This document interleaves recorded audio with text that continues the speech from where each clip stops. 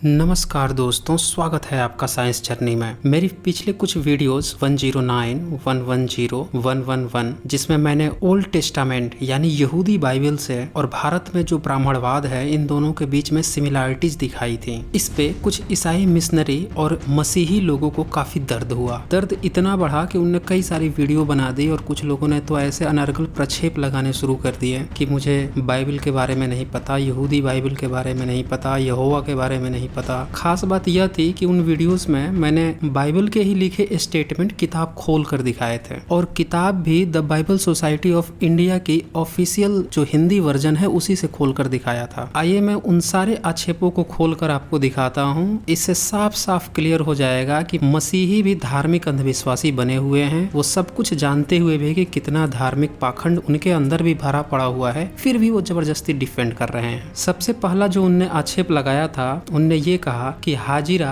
Abram की पत्नी थी, न कि दासी, जबकि किताब खोल के मैंने दिखाया था कि उसमें साफ साफ लिखा था दासी। फिर भी इन लोगों ने प्रक्षेप करना शुरू कर दिया और उसमें 16 वर्ष की थर्ड हाइम को दिखाया जिसमें लिखा था, इसीलिए जब अब्राम को कनान देश में रहते 10 वर्ष बीत चुके तब उसकी पत्नी सारे ने अपने पति अब्राम को दिया कि वह उसकी पत्नी हो। इसी हाइम को दिखाकर सभी यह बताना चाह रहे थे कि वह अपने पति को लाकर दे दी तो उसकी दासी अब्राम की पत्नी बन गई, जबकि सच्चाई इससे कोसों दूर थी। आपको सच जानने के लिए इस थर्ड हाइम के पहले और बाद के दोनों हाइमों को देखना होगा कि क्या वास्तव में वह उसके लिए पत्नी थी या रात भर नियोग के लिए पत्नी बनी थी। हाइम 2 को ध्यान से सुने। उसमें लिखा है, सारे ने अब्राम से कहा, देख यहोवा ने मेरी कोख बंद कर रखी है। ध्यान से सुने, कोख बंद कर रखी है, इसीलिए मैं तुझसे विनती करती हूँ कि तू मेरी दासी के पास जा, संभव है कि मेरा घर उसके द्वारा बस जाए। सारे की बात अब्राम ने मान ली। यानी यहाँ साफ साफ लिखा हुआ है, सारे कहती है कि उसको कोई बच्चा नहीं है, उसकी कोख बंद कर रखी है यहोवा ने, इसीलिए अब्राम को कह रही है कि तू दासी के पास जा जिससे कि उसको संतान हो। तो यहाँ कहीं भी दासी से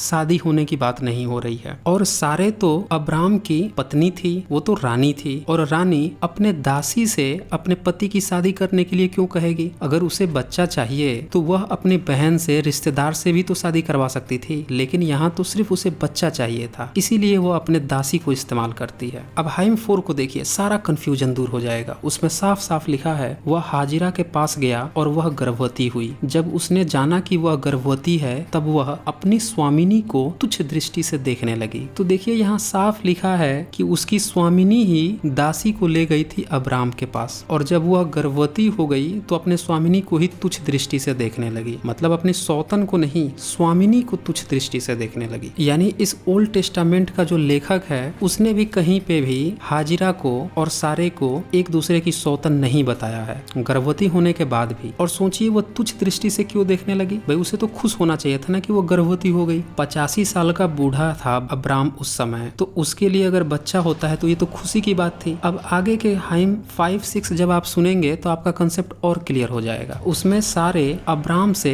अपने दासी की कंप्लेन करते हुए कहती है, जो मुझ पर उपद्रव हुआ वह तेरे ही सिर पर हो। मैंने तो अपने दासी को तेरी पत्नी कर दिया। जब उसने जाना कि वह गर्भवती है तब वह मुझे तुच्छ समझने लगी, इसीलिए यहोवा मेरे और तेरे बीच में न्याय करे। इस पर अब्राम हाइम 6 में रिप्लाई देता है। सुनिए, अब्राम ने सारे से कहा, देख तेरी दासी तेरे वश में है। देखिए यहाँ सौतन नहीं कह रहा, यहाँ अपनी पत्नी भी नहीं कह रहा है। अब्राम क्या कह रहा है? देख तेरी दासी तेरे वश में है, जैसा तुझे भला लगे वैसा ही उसके साथ कर। तब सारे उसको दुख देने लगी और वह उसके सामने से भाग गई। इस हाइम से पूरी तरह से स्पष्ट हो गया होगा कि अब्राम भी हाजिरा से सिर्फ नियोग किया था पुत्र प्राप्ति के लिए। न तो वह उसे पत्नी मानता था, न ही उसे पत्नी का दर्जा दिया था। अगर पत्नी का दर्जा दिया होता तो वह खुद ही हाजिरा से बात करता, उसको समझाता, न कि सारे से कहता कि वह तेरी दासी है और तेरे बस में है, जो तुझे आए वो कर। और नतीजा यह होता है कि वह उसको इतना दुख देती है कि वो बेचारी वहां से भाग ही जाती है। अगर अब भी किसी को डाउट है कि नहीं हाजिरा अब्राम की पत्नी थी, तो कम से कम अपने यहोवा के जो दूत होते हैं उनकी भी बात सुन लो। इसी वर्ष के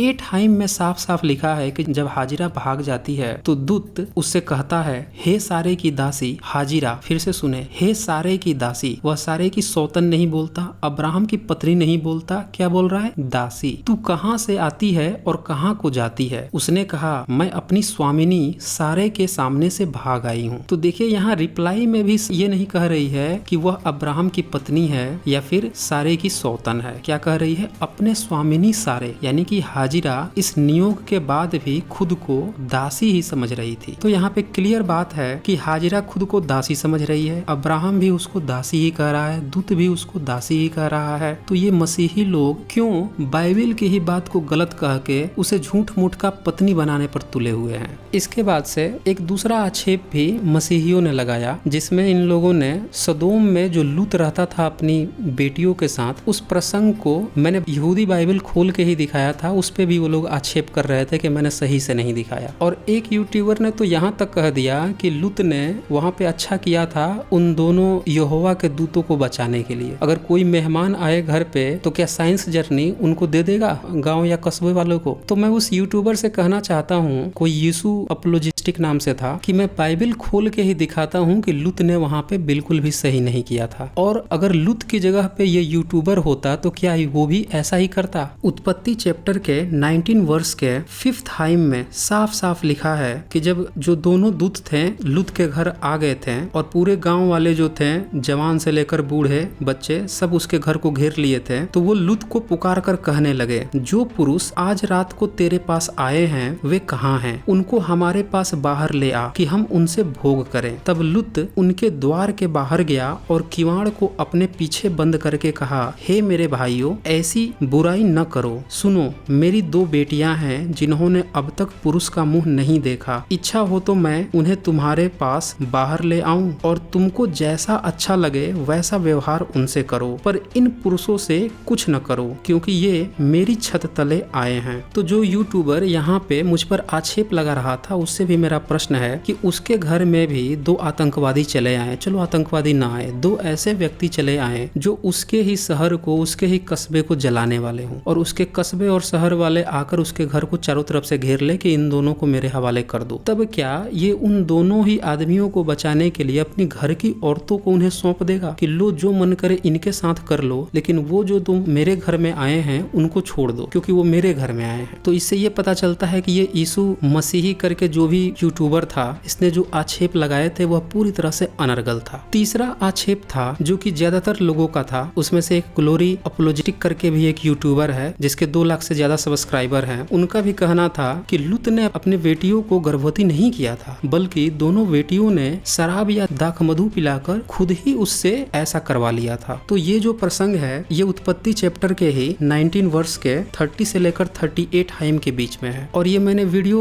109 में ऑलरेडी दिखा रखा है। तो यहाँ पे मैं सिर्फ चर्चा करूंगा। अगर लूत का यहाँ पे दोष नहीं था तो पहले हमें लूत का कैरेक्टर चेक करना होगा। जैसा कि अभी हमने देखा कि जब वो 2 दूत आए इसके घर पे तो उन दोनों को बचाने के लिए इसने अपने दोनों बेटियों को गांव वालों को परोसने को तैयार हो गया। लो इनके साथ जो मन करे वो कर लो, दोनों की दोनों कुंवारी हैं। तो इससे पता चलता है कि लूत कहीं से भी अपनी बेटियों को लेकर बहुत ज्यादा सीरियस नहीं था, बल्कि उनके लिए तो वो मायने भी नहीं रखती थी। ऐसे में जो यहूदी बाइबल के राइटरों ने महिलाओं की दशा गिराते हुए, जैसे कि लूत का ही प्रसंग में देखिए, महिलाओं की दशा इतना नीचे गिरा देते हैं कि 2 पुरुष को बचाने के लिए वो 2 अपनी बेटियों को दांव पर लगाने को तैयार है। उसी तरह से लूत के प्रसंग में फिर से उनकी बेटियों को ही कैरेक्टर को नीचे गिराकर और ये दिखाया गया कि लूत को कुछ पता ही नहीं चला, जबकि यह घटना एक बार नहीं बल्कि 2 बार घटती है। पहले बड़ी बेटी प्रेग्नेंट होती है, फिर दूसरी बेटी प्रेग्नेंट होती है। तो इससे पता चलता है कहीं न कहीं इन घटनाओं में लूत भी शामिल था। लेकिन ग्लोरी अपॉलोजेटिक का कहना था कि नहीं, इसमें लूत नहीं शामिल था। अगर उसकी बात मान भी ली जाए तो फिर यहोवा यहाँ पे शामिल था, क्योंकि यहोवा की जो इन लोगों ने छवि बना रखी है,